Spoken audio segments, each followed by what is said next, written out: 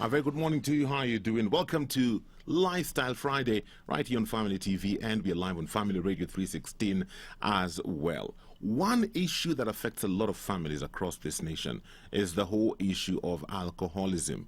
I'm sure you know somebody who's addicted to alcohol. Maybe it's a family member, maybe it's a friend.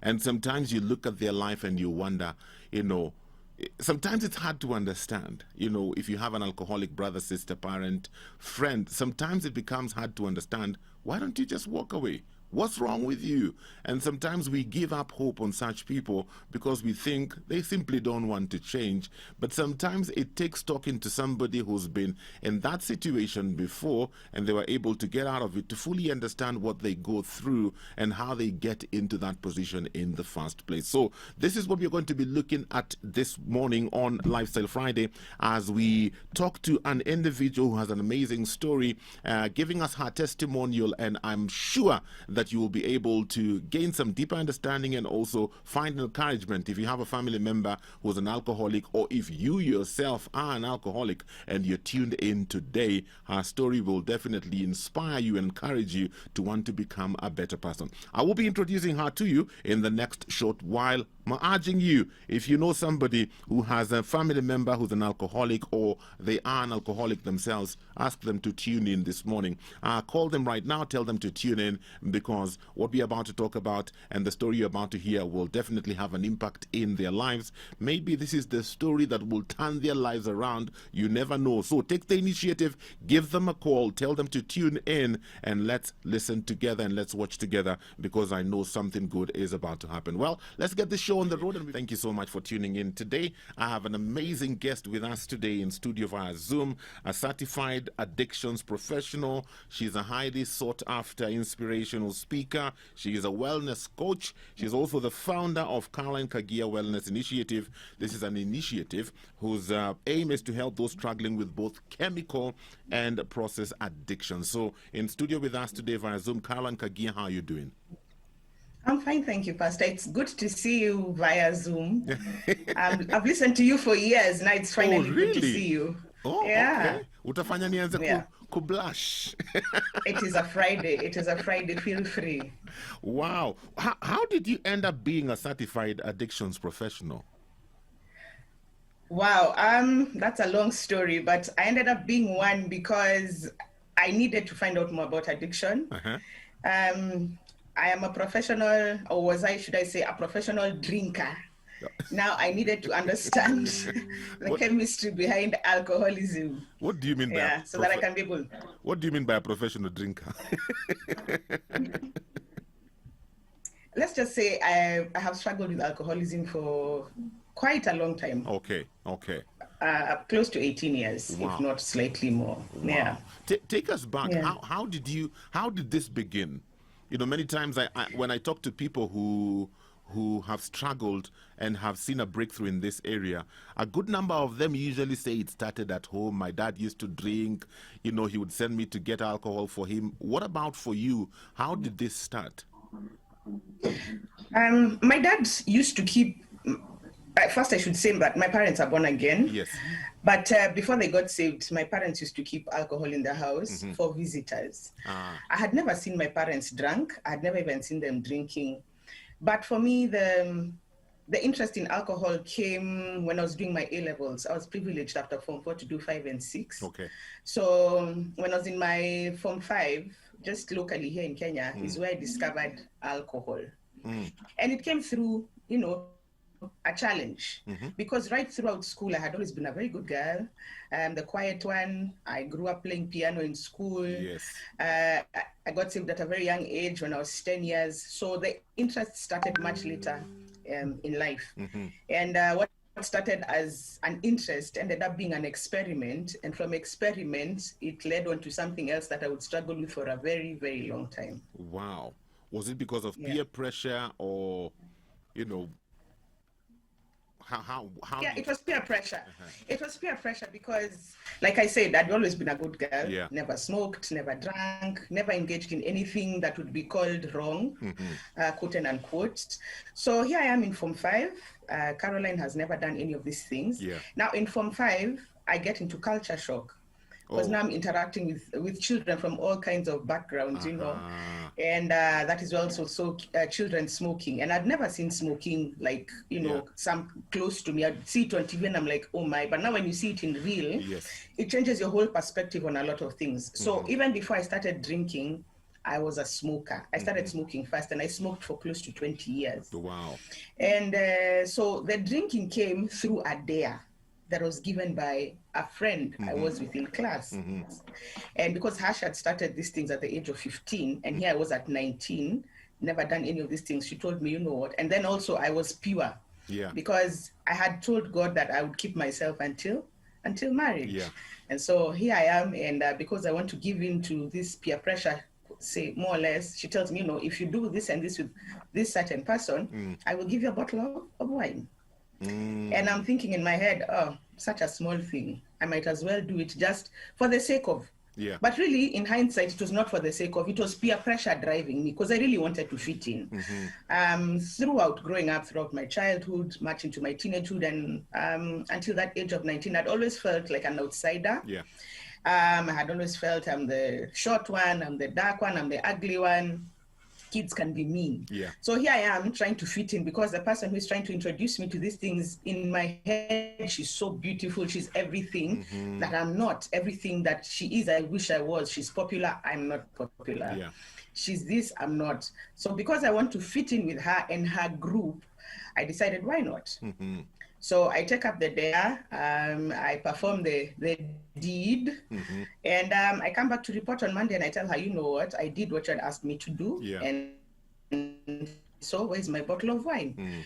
And she gets very excited for me. You could think she's the one who had participated in whatever was to have transpired the weekend before. So the following day, she brings me a bottle of wine. A whole bottle? And it was 12% red wine, 250 ml.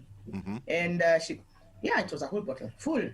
Not opened, undiluted, pure wine. She tells me, you know, because you've never drank before, when you go home, drink this thing slowly. And you told me you have your own bedroom, isn't it? So make sure you open the window, because alcohol has a smell. And because you don't want to be caught, make sure you sit on your bed, so that when you start getting high, you just sleep. So me and my excitement, I can't wait for the day to end. So that, so I get home, I've done my homework, I'm waiting for everybody to go to bed. So everybody goes to bed, and here is Caroline, and Caroline sits on her bed. And she opens the window as she was told, so that the alcohol smell can go away. And so I start drinking. The first sip, the second sip, gulp, nothing. Then I stand up, because I remember something someone had told me once, that if you want alcohol to get to your head faster, you bend over, you know, so that the alcohol, you can get a head rush. So I do exactly that, but nothing happens. And I consume the entire 250 ml. Like I'm taking water, or I'm taking tea. And then I look at that bottle, and I'm thinking, here I was played. There's something off with this alcohol. So I go to bed, and in the morning I wake up, freshen up, and and I'm taken to school. And I go and I report to my friend, and I tell her, what's this you gave me? It didn't have any effect on me. And she goes like, are you sure? Then she says, you have a problem. And now I realize much later that little did I know that that was the beginning of a journey that was going to work for a very long time. If I seem like I take 12% and not even get drunk or even that is how my journey into alcoholism.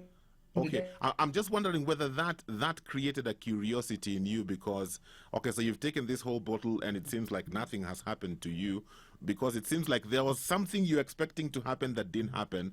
So did that push you to push the limits, so that this thing that's supposed to happen actually happens? It did. When we finished now our A-levels, we went for a party. I can't remember. I lied to my parents. I can't remember where I told them I was going. But I remember we went out to some club in Westlands. And now that was my Reds. There was a drink called Reds. I don't know if it's still there. My 6th can is what made me drunk. And now this time I'm already mixing with our cigarettes. I was addicted to cigarettes very fast. I used to do up to like 2 packets a day. What? We seem to be losing you. So now alcohol plus cigarettes, of course, that combination is chaotic. Yeah. You can can you get me now? Yes, To get I can me get drunk. you. Now I can get you. So, yeah. So I'm saying it took up to the 6th can of alcohol to get me drunk. And that night, I don't even remember how I got to my friend's house, because up in the morning with I didn't know that it was called a hangover. I just knew I had a really bad headache. I vowed I will never touch alcohol again. But we are told never say never. Never is a powerful word. Eh? And so I went home, and I was to leave the country a few months later to go and study advertising, multimedia, and broadcasting overseas. And a few nights before I left the country, I remember one of my siblings and cousins, we went out. And now here I've started, and it was overwhelming. And my parents got to find out, and they were so angry, but because they had already done a harambe for me to leave the country. Go back a bit, because we had lost you. Because they had already done. Go back a bit. You said Sorry. you and take us back to one night. You and your sibling. My cousin. Yeah. Yeah, one of my siblings and some cousins. Yeah. We went out now to celebrate that I'm leaving the country. Yes. So we go now. Here is Caro with her brown bottles and her cigarettes and her, you know. So now I'm so excited. It's thrilling. I mean, I'm leaving the country. Yes. And I'm feeling free. There's a freedom I'm experiencing here that I've never experienced. Oh, you know. And so I get, and the same cousin, before I even get home the following day, he reports to my parents that the way my sibling and I are so drunk, you know, your children are chaotic, can you do something about it? And yet he's the one who's buying the alcohol. Yes. Anyway, so my parents were really mad, but because they had already paid for my flights, they had even done a harambe for me to leave the country, imagine. So I left the country, and I left for East Asia. I was to pursue a degree in East Asia. And on reaching East Asia, I knew I was not going to survive in that nation. I hated that nation from the word go, right from the airport. Wow. I knew I was not going to make it here. And so my drinking escalated, and that is where now I started also experimenting with marijuana. Wow. So now I'm doing alcohol. I've moved from beers, now I'm doing spirits, I'm doing the vodkas, cigarettes, and marijuana. But my relationship with marijuana did not last. The way we say on Facebook, it's complicated. We had a complicated relationship. So we parted ways amicably. So I started vodka. I started the vodka and to the cigarettes. And remember, I've gone on a harambe ticket. It's not like my parents had, you know, they sacrificed, because that's what my parents would do. And then I'm the firstborn. So I was to pave the way for the rest who were to follow me. But here's Caro. Caro has become the life of the party. She's 21. She's a dancer. I still dance until today, but now I dance for the Lord. Yes. So I was the life of the party. You'd never miss me in any club. So of course my schooling suffered. Yes. Now, because I'm always hangovered. I'm hangovered Monday to Monday, Monday to Monday. Where were you getting? Where were you getting the finances for this kind of lifestyle? I was young and pretty. Hallelujah. And there's pocket money that is coming from Kenya. And there are many Kenyans out there also who are in the same quagmire as I am. Okay. So somehow someone is sent pocket money, or maybe to pay rent. They don't pay rent.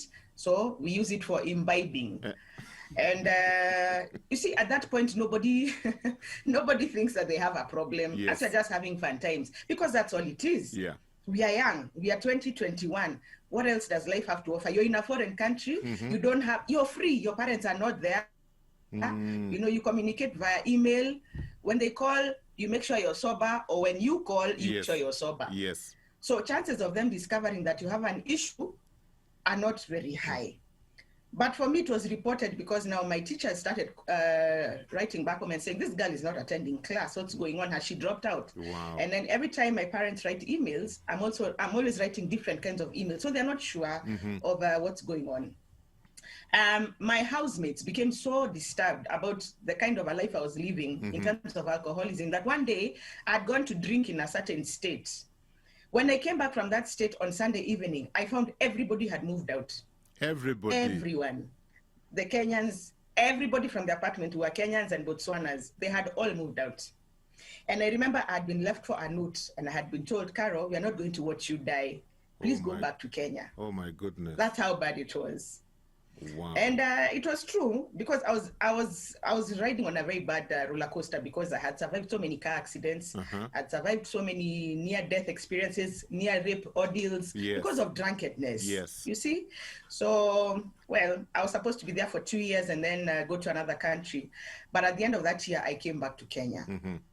And of course, naturally, my parents are so disappointed. Yes.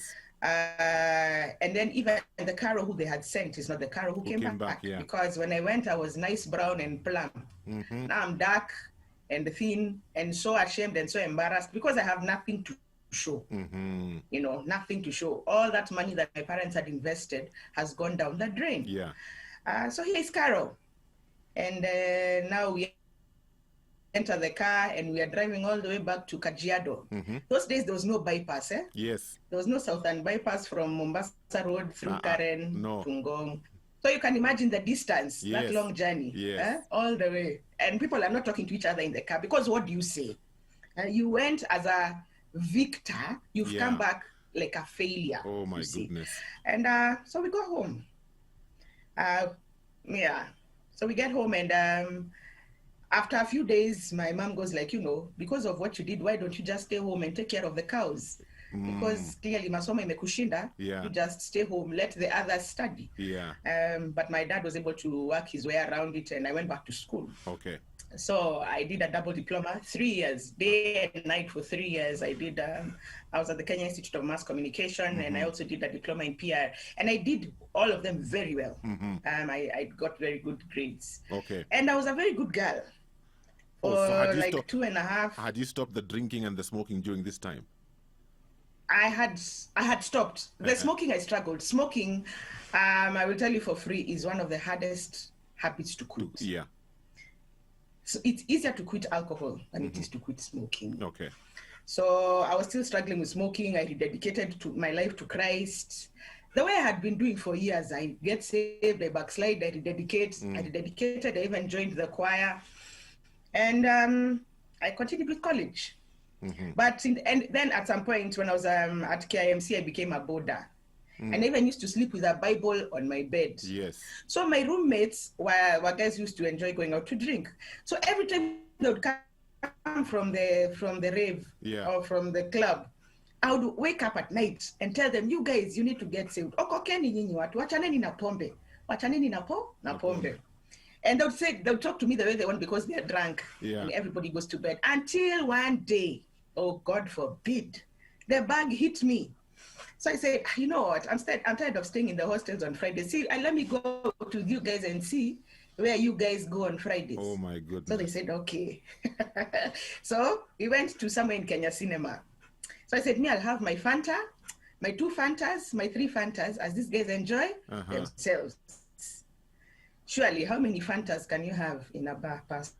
Let's just pause there and let's pause there and try and answer that question in our minds, and then you will tell us the answer to that question shortly. We are hanging out this morning with Caroline Kagia, sharing her story with us, and maybe you identify with some of the things she's talking about. You can also ask a question, share your experience via SMS 20316, SMS line, WhatsApp number 0786 316 316. I have a text here that says, all of us have a place where we started. I too was a professional serial drinker, but I thank God he started working on me before I received Christ way back in 2017. Thank you for sharing that with us. This one says, I identify with some of what she has been through. Got pregnant in Kenya at 20, nikiwa third year of college. At 21, I left, and yes, the freedom of having no one to chunga you. I drank like a sailor. Stayed on for like 10 years and a half, and Jehovah spewed me up, I tell you. In 2012, I got born again, and I did not know discipleship then, so I went back to drinking, this time a notch higher. But since I got back end of 2017 without nothing to show, it's embarrassing. But 2018, I rededicated myself to the Lord, going through discipleship still, and giving myself to the Lord has helped. For me, it was not hard to quit both alcohol and shisha. I am free, and the walk is getting better. Guilt, though, of all those years, letting it go and facing my fears, it's a journey, but we thank God. Thank you for sharing your story. Wonderful. Thank you so much for that SMS. You know, Caroline, as you share, I'm thinking back to For me, the greatest peer pressure time was right after high school. But one of the things I usually thank God for is my body rejected alcohol and my body rejected cigarettes, because I went through the same motions just trying to fit in. You know, I tried alcohol, my body just Lucky refused. you. It just refused. You know, so back to your story. How can you stay in a bar and drink sodas? Did that work? Or you proved that formula to be wrong? Can you hear me? Now I proved that hypothetical formula to be wrong. Uh-huh. So what happened that night? It is completely wrong. It does not. Can you hear? Their drinks. We seem to be losing you. We seem to be losing you, Carol. It seems like the network has got issues.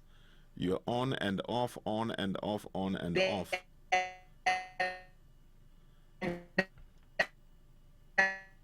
Okay, we seem to be having some issues with that connection. We had a bit of a difficulty with the connection, but I think things are better. In studio with us via Zoom, Caroline Kagia, a certified addictions professional. So, Caroline, you were telling us about your story and the theory that you will go with your friends and just drink soda. So, did that work out? Drink soda. Imagine, no.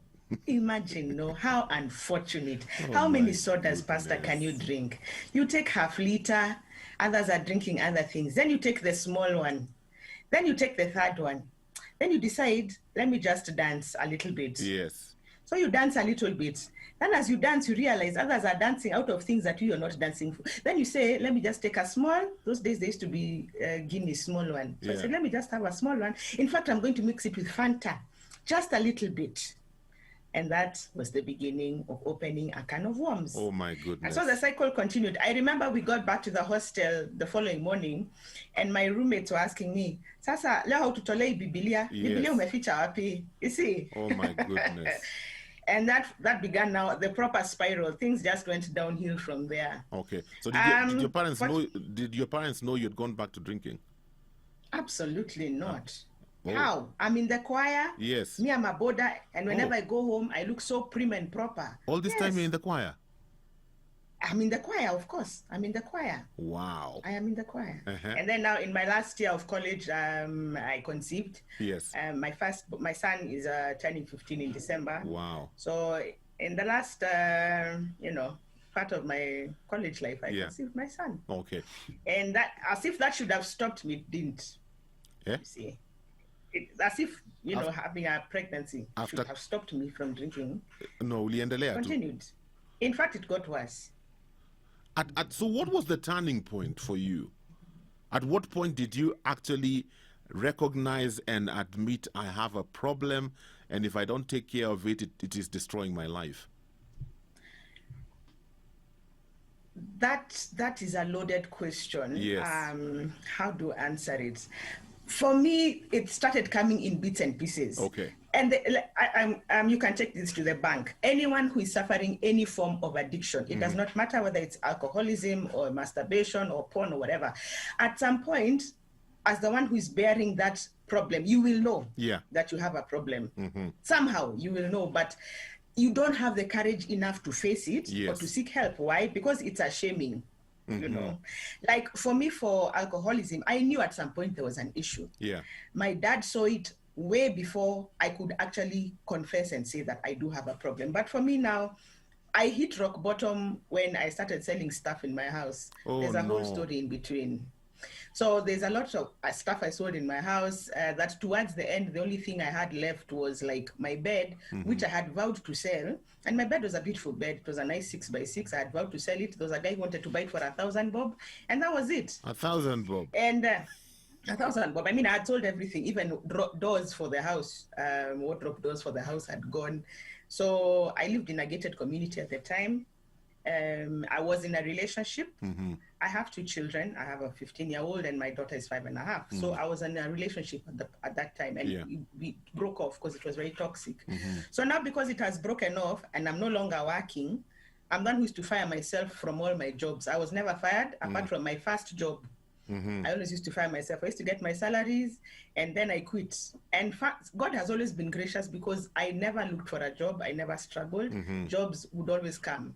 But after some time, I'll get tired. Yeah. So now I've broken up with this man, and so there's no money coming in. And of course, my parents are not giving me. They have stopped. They don't want to be enablers because, you know, that's what people do. They become enablers. Yeah. And as an addict, you're a manipulator. Me, I was a manipulator from here to China. What? You know, I could even remove a snake from a hole if you translate that from Kiswahili. Yeah. You know. So I knew how to get money whenever and however I wanted it. But now I reached a point, there's no money, I've broken up with this guy. So you start selling stuff. And that's what addicts do, especially people who are struggling with chemical addiction, that is alcohol or drugs. So I started selling stuff. So one time my dad comes into the house and he just walks in because milango hakuna jamini. Sasa, so he asks me, were you auctioned? And he checks into the house. He finds me in the kitchen. Yeah. I'm listening to music on my phone, and there are bottles and cigarettes displayed on the kitchen counter. You know, and I'm just having my fun times. So the man just leaves and he sends me a message later. And he, you know, he couldn't believe it. He knew there was a problem with my drinking. He had been told, he had seen it, but he didn't know the extent to which it had gotten. Okay. And for me now, that was like, you can't get any lower than that. I've sold my shoes. I've sold even handbags. Imagine even handbags you're selling. Even my baby coat for my daughter, I had sold. I had sold my gas. Now I was cooking with those 2 green stoves, the ones for 300 bob. Yes. And now, you know, you sell them at throwaway prices so that you can get money, not to sustain yourself, but it's like for my daughter so she can eat 2 cubes of Weetabix at night. Yeah. I can eat mutura for 20 bob or githeri for 30 bob. And then the rest of the money that I get is for buying booze and cigarettes. I must have at least 4 quarters in the house per day, and I have to have a quarter near my bed. Ya kutoa lock asubuhi. What? That's a must. Yeah. And you see how God works in mysterious ways, because it reached a point now on TV, I'm always seeing people I was in the same class with. Yes. And not, you know, we were in the same class, not the same school, the same class. As in this one was my desk mate, they're high flyers. Here is Caro. Caro went to good schools. I was in a very good school. You know, and here I am now, I've become Wamonyota. Where we were living was called Karo Wamonyota. Wamonyota is a very bad word in Kikuyu, by the way. And especially for a woman, it's a terrible word. I used to go into the wines and spirits when I'm carrying my daughter. My daughter is breastfeeding, but I've carried her in a carrier bag so I can go and get spirits for me to come and just, it's not, by the way, it stops being fun. Yeah. Let no one who has struggled with addiction tell you they are enjoying themselves. It stops being fun. It becomes a prison. It becomes a prison, and you try to come out, you can't. It reached a point, I forgot how to talk to people. The only thing I knew how to talk to was a bottle. Wow. That was where I used to find my interaction, because now I don't have to face anybody. It's just me and my cheap booze and my cigarettes. So how did you get out of all this? That's how low I sank. How did you get out of all this? It reached a point now, my dad had started seeing this problem back in 2007. And he had started talking about going to rehab. Yeah. And 10 years later, 2017, I went to rehab. And I was in rehab for 89 days. And in rehab... So where did you take your kids when you went to rehab? My kids were staying with my parents. Okay. Okay. Yeah. I thank God for my parents. My parents have been gracious. I mean, I've done things that I regret. You know, I've done things that I'll probably regret for the rest of my life. But, you know, there are things I can never take back. They happened. If I had a choice, I could take them back, but I can't. So throughout my time in rehab, my kids are with my parents. And I used to think I have a close relationship with my daughter until the day they came to pick me from rehab and she couldn't recognize me. Oh, my goodness. I think it's because I had added so much weight. And the only thing that made her recognize me was a chain I had worn when I was going into rehab. So she looked at that chain and she said, "Mama?" And I go like, "Yes." From there, we became friends. So in my time in rehab, I got to deal with a lot of things, or rather, I thought I had gotten to deal with a lot of things. I rededicated my life to Christ. And about 10 days after I left rehab, I decided to do addictions counseling. So I joined the Support for Addiction Prevention and Treatment in Africa. It's a school. And I became certified because I really wanted to understand this thing called addiction. What is it? What drives people to do things that they don't want to do? Because there's nobody who becomes an addict wanting. Nobody starts taking alcohol or drugs and says, guess what? I want to become an addict. This thing creeps up on you when you least expect it. And then again, there's also this thing we call genetic predisposition. There are some people who are genetically predisposed. It has been in their family, so it runs down and it catches up with you. For me, I'm not sure. Yes, we have people in my family line who have struggled and still continue to struggle with alcoholism. But for me, I'm not sure yet. You know, it could be not. But so I became very vocal about it, about speaking about addiction. And through my story, God has been able to change people. Wow, that's wonderful. And especially for me being a woman, it's not easy to find a woman coming out and speaking about stuff like alcoholism, especially in Africa, because people will say that you're a prostitute, you're of loose morals, it's only prostitutes. But nobody, not even, no woman, no man, nobody ever thinks they'll become an addict. And that is why in the process of all this, I started an initiative called Caroline Kagia Wellness Initiative that seeks to help those who are struggling with alcohol and you know, substance abuse. Not only them, but also their families, because addiction is not a spectator sport. You know, the entire family gets involved. You see, when one person is sick, the entire family is sick. So it has been a struggle. I wish I could say that I could go back to being a social drinker, but that will never happen. You know, there are people who can have their tipple, have one drink and go home. That is not Caroline. When Caroline goes out, she goes all out. You see. And but I thank God for this far He has brought me. I have studied this thing, but I will say without a shadow of a doubt that you cannot walk the journey of recovery without Jesus Christ. Wow. It's not possible. Yes. I have tried, and I have failed. And that is why there are some people who have written in saying that they get saved, but then they fall back and they struggle with it. That has been me as well. And I've learned the secret is because as much as I am born again as Caroline, if I do not surrender my weaknesses to Jesus, I will still struggle with them. You know, I may confess Jesus Christ as Lord and Savior of my life, but if I don't tell Him, Jesus, I'm struggling with porn, I'm struggling with alcohol, I'm struggling with lies, I'm struggling with masturbation, they still remain up there. They'll just be covered up, but one day they will bring themselves to the surface. That's the thing. Wow. What would you, even as we wrap up, because we are almost out of time, what would you tell that person who's listening in? Maybe they are an alcoholic or they have a family member who's an alcoholic. How can you encourage them? What can you tell them? I'll speak to the alcoholic first and tell them, don't give up on yourself. It doesn't matter. It doesn't matter whether you've been sleeping in the trenches, whether your family has written you off. As long as you have woken up today and you're listening to my voice, there is hope. God has not given up on you.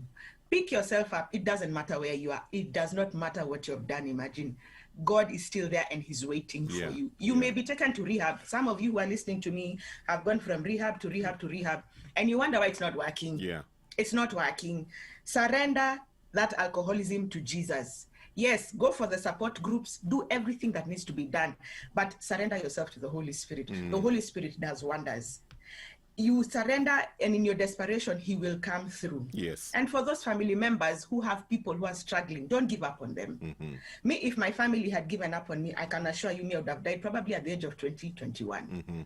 But I've had a support system that refused to let go. Because they could see something in me that Christ has placed in me. So even you family members, don't give up on you guys. Don't give up on them. You can look for me on Caroline Kagia Wellness Initiative. I can help you in whatever way that I can, because my passion is for those who are struggling. So don't give up. I'll not give up on you. I love you guys. Jesus loves you more. Awesome. How can people get in touch with you? My Facebook page is Caroline Kagia Wellness Initiative. You can write me a message, or my email address is carolinekagia07@gmail.com. On my initiative page, there's my phone number at the bottom. You could reach me. My phone is having issues for now, so you could probably text me. But I'll definitely get back to you. But don't give up. don't give up. Awesome. If I didn't give up on me, God didn't give up on me, don't give up on yourself. Wow. Alan, thank you for finding the time to talk to us. Truly appreciate your story. And it is a story of hope. It is a story that reminds us that, you know what, God still loves us and cares for us. So thank you for the courage to share, and thank you also for the initiative to help others. May the Lord bless the work of your hands. Amen. Awesome. Thank you so much. Thank you so much. I hope that story has inspired you, my friend. If you are an alcoholic or you have a family member who's an alcoholic, don't give up. Don't give up on them. There is still hope. Reach out to Caroline Kagia. I'm sure she'll be able to point you in the right direction. Well, before we wrap up, we have time for one more thing this morning on Lifestyle Friday, Food for Thought with Professor Ndete. And we had begun a series on suicide, understanding what goes on in the mind of somebody who's suicidal, what kind of struggles do they go through, how can we help them. So we pick up from where we left off, 2 weeks ago, talking to Professor Ndete on the whole issue of suicide on Food for Thought. Food for Thought with Professor David Ndete. A very good morning to you. Thank you so much for joining us on this beautiful Friday morning. Welcome to another segment of Food for Thought with Professor Ndete. Over the last couple of weeks, we have been looking at the whole issue of suicide, and we are still continuing on that whole thread because information is power. And sometimes when we talk about mental health issues, there's a lot of stigma that's associated with it. But you know what? The more knowledge you gain about something, the less the stigma becomes. And when you gain understanding, then you're able to help those who are going through this kind of issues. So, Professor, it's good to have you back again. Professor, I was just wondering, there are those people who have attempted suicide several times. You know, I've had stories of people who attempted suicide 3 or 4 times and they didn't succeed until they came to a place where they decided, God does not want me to die. I've tried 4 times and I've not succeeded. I'm just wondering, what frame of mind is that kind of a person in to attempt to kill themselves more than once and they keep failing? Well, I think the most important, if you get that kind of a person, make sure that you are very careful the way you talk to him. Okay. Obviously, you don't want to give him ideas on what is effective. Because if they took something that was effective, then they would have died a long time ago. Yeah. So one case where we want to put that information away. And if they feel that they have tried several times and God doesn't want them to die, so say, yes, of course, maybe God did want you to die. Can we talk about other things? Because God wants you to live. Yes. A good example was a young man who takes certain medicine. I am not going to mention them. I don't want to give anybody ideas. And he came and he woke up in the morning and he thought he would find himself in hell. He found himself on his bed. And he repeated again and repeated again, and it was not working. And then that's when he decided to open up and say what was happening. Yeah. I think that's where that's a kind of knowledge we don't want patients to know. Although we want the relatives to know that this and that can be very, very. There are certain medicines you take and they are very effective. You take them in adequate doses. Okay. So yes, there are times when it happens that way, and there are even people who jump from heights and they don't die. Yeah. There are even people who hang themselves and the rope snaps. does not fall. Yeah, it does not snap. And yes, the rope. Or take poison, it doesn't seem to work. Or take poison and then their system is such that they throw it up and they don't die.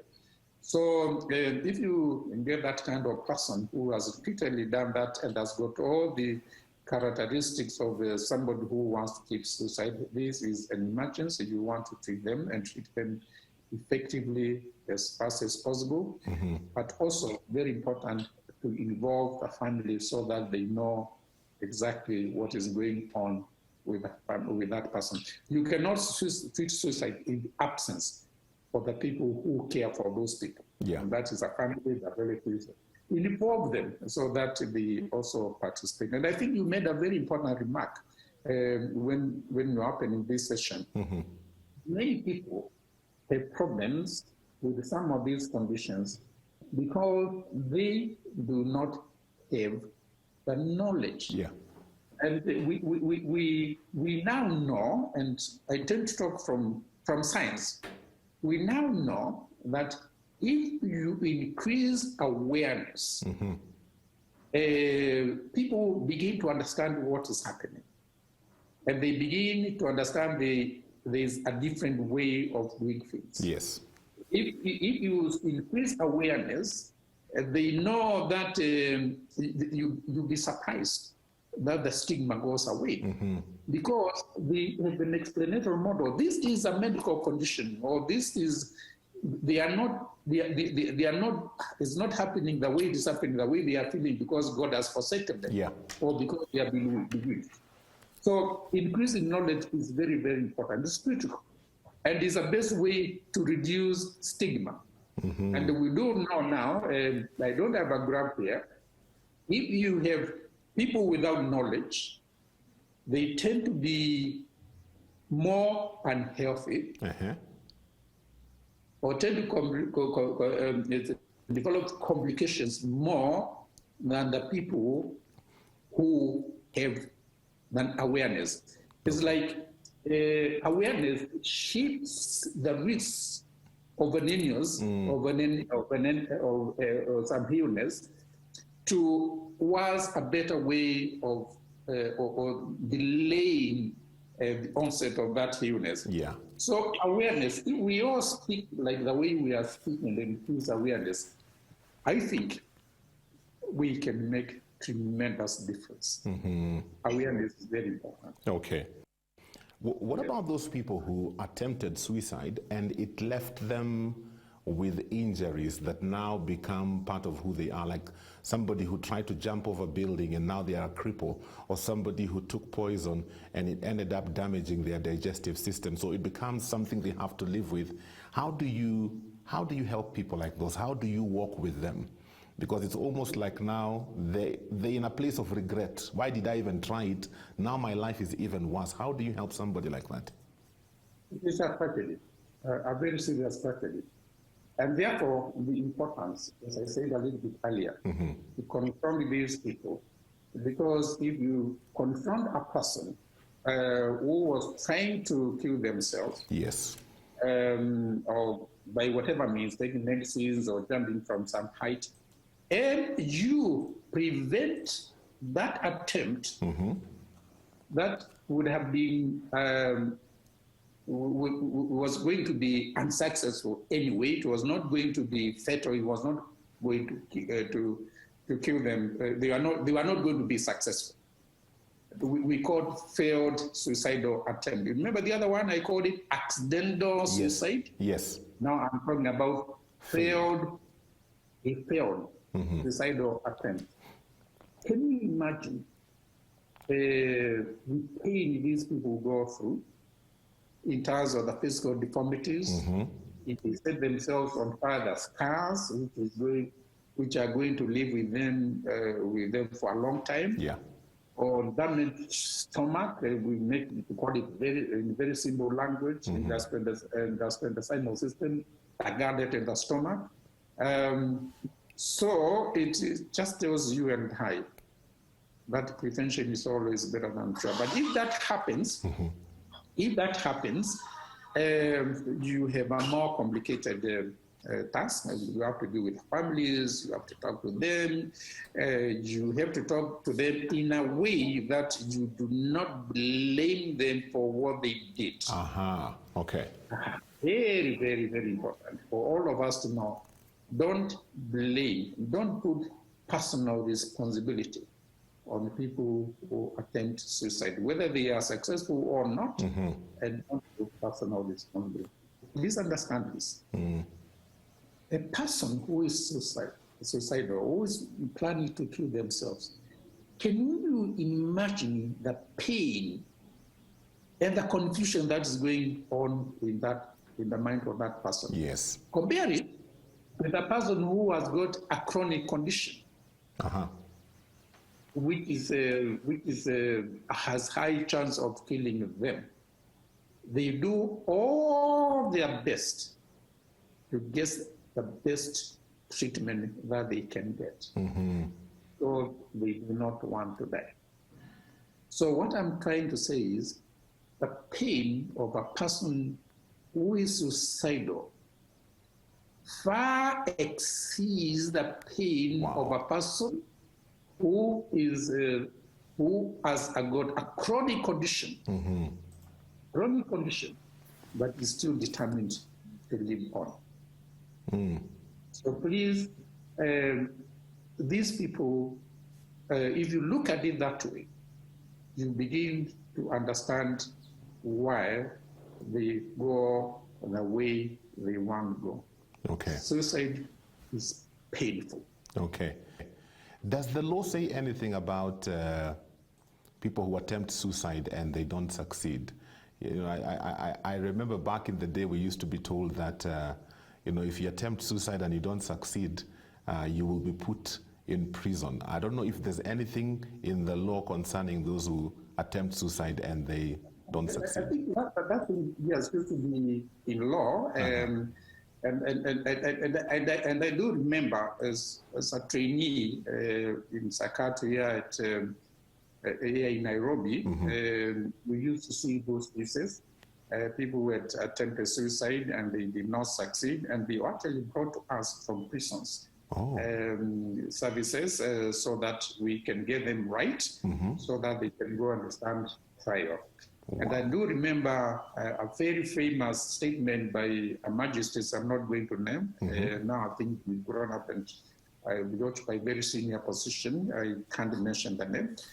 Towards the person, I want you to know, and maybe sometimes you pastors do that, with a like that. I want you to know that life you have is not yours, it belongs to God, and you are not going to take it away from you, and for that you need this kind of sentence.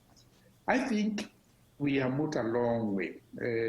I don't know whether that clause has been moved from the law in the new constitution, but if it hasn't, it is redundant, it's just old and it should be moved. Yes. The law in UK where I trade, anybody who makes an attempt on his life, the law requires that is seen by a social worker, a psychologist, and they have psychiatrists there, which we don't have enough of here. The law requires that they go out of their way to help them, not to condemn them. Okay. Yeah, because they do need help. That's how it should be in this country. Okay. Thank you so much for your time this morning, Professor Ndete, and giving us insights into suicide. Now, we'll pick up on this conversation on the next episode, so look out for that next week on Friday, right here on Jam 316 Lifestyle Friday. Have a good day.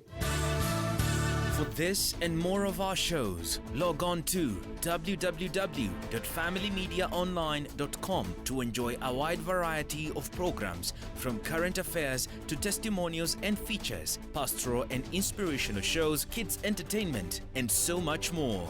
Also stream live on www.familymedia.tv.